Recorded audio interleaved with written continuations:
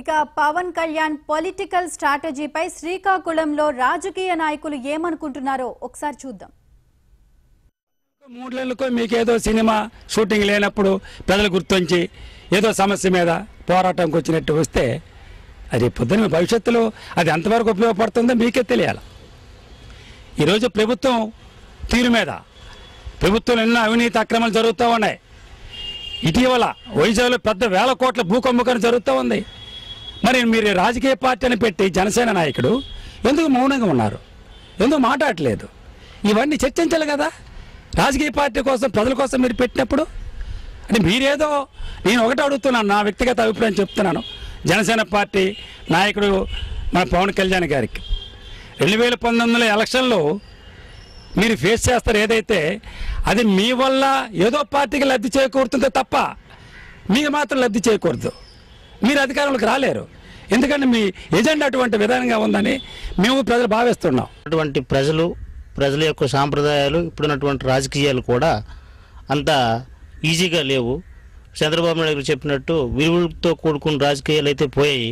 అయితే పవన్ కళ్యాణ్ ముందుకు వచ్చినటువంటి విషయాలు ఏంటంటే ప్రత్యేక హోదాపైని ఆయన పోరాడడానికి ముందు వస్తానని ముందు చెప్తున్నాడు.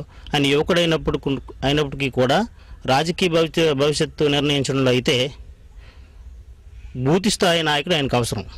పవన్ కళ్యాణ్కి ఓటు పడాలనుకుంటే బూత్ స్థాయి నాయకులు అనేది బూత్ స్థాయిలో ఉన్నటువంటి ఏజెంట్లు అనేది ఆయనకు పూర్తిగా అవసరమైనది. ఇప్పుడున్నటువంటి ఆయన పార్టీ నిర్మాణంలో నిమిత్తం అయితే అంత కింద స్థాయి వరకు ఆయన ప్రస్తుతానికి అయితే వెళ్ళలేదు. ఇప్పుడున్నటువంటి పొజిషన్ కూడా ఆయనకి పెద్దగా సుముఖంగా లేదని మా అభిప్రాయము. అంటే ఇంతకుముందు చిరంజీవి గారు వచ్చారు, ఆహా ఓ అన్నారు, 18 సీట్లు గెలిచారు ఆయన. ఇప్పుడు సినీ క్రేజ్ అంత లేదనుకుంటున్నాను నేను. ఎందుకంటే జాతీయ పార్టీలు ప్రజలకు పబ్లిక్ కూడాను పార్టీలతో మమేకం అయిపోయాయి. తర్వాత సినీ యాక్టర్లతో మమేకం లేదు. ఉన్నారు ఓ ఆహా అని చెప్తే మన చిరంజీవి గారు గెలుస్తారు అని చెప్తే అందరూ వెళ్ళిపోయారు. 18 సీట్లతో మిగిలిపోయాడు, 2 అంకెలతో మిగిలిపోయారు ఆయన.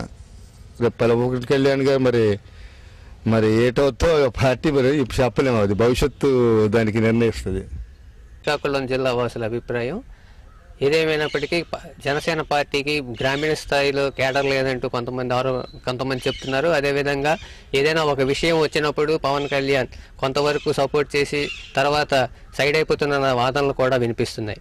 2019 ఎన్నికల్లో పవన్ మనుగడ ఎంతవరకు ఉంటుందా అన్నది కాలమే నిర్ణయిస్తుందని శ్రీకాకుళం జిల్లా వాసులు అభిప్రాయపడుతున్నారు. కెమెరామెన్ మోహన్తో సత్య, భారత్.